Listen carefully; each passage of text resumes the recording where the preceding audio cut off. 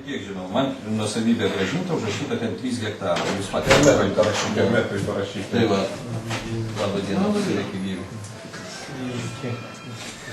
Čia atvyko vedėjo pavaduotojas.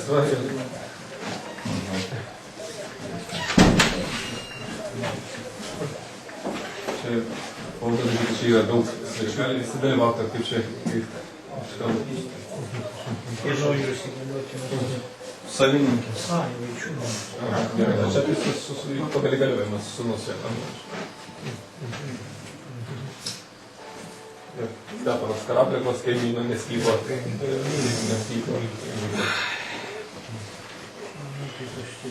Turit kažką dabar parengti, planelį kažkokį. Kokį dar planelį? O adresą. Yra, bet jisai turi, aišku, bylos. Mes kalbėsim. Ne, reikalausiu. Kas čia buvo? Čia buvo riboženklis ir kapčius vidury, dabar jau jo nebėra. Kada nebuvo? Dar praeitą savaitę buvo. Reiškia, prieš kelias dienas buvo, dabar nebėra.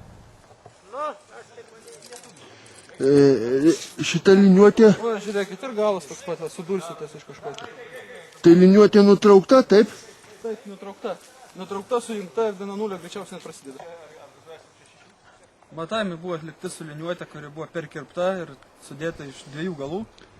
Nebuvo aiškus nei skaičiukai, niekas neturi nei patikros jokios, nei kas iš kur ta liniuotė, nei kieno pagaminta. Na, praktiškai matavo su savadarbiu įrankiu matininkas. Replikos buvo tokios gana įdomios į mūsų pusę, kad mes čia kažko norim, bet pagal įstatymą tas priklauso padaryti. Nes net ir turgui, reiškia, kaip prekiautai turgaus metrologijos, kaip ten... Metrologijos reikia šitą anspaudėlį turėti, kad tikrai atitinka. Tas Kad atitinka svorio matas, pavyzdžiui, čia šito atveju, kad ilgio matas atitinka.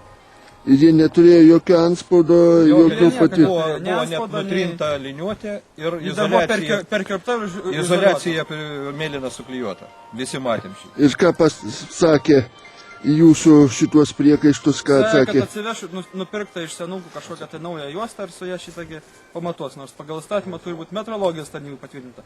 Nesvarbu, tai naujas prietaisas ar senas, jis turi būti patvirtintas. Antraip jis yra naudojamas tik asmeniniam tikslam, o matininkas čia asmeninių tikslų, manau, turėtų šis neturėti. Svetimam sklype.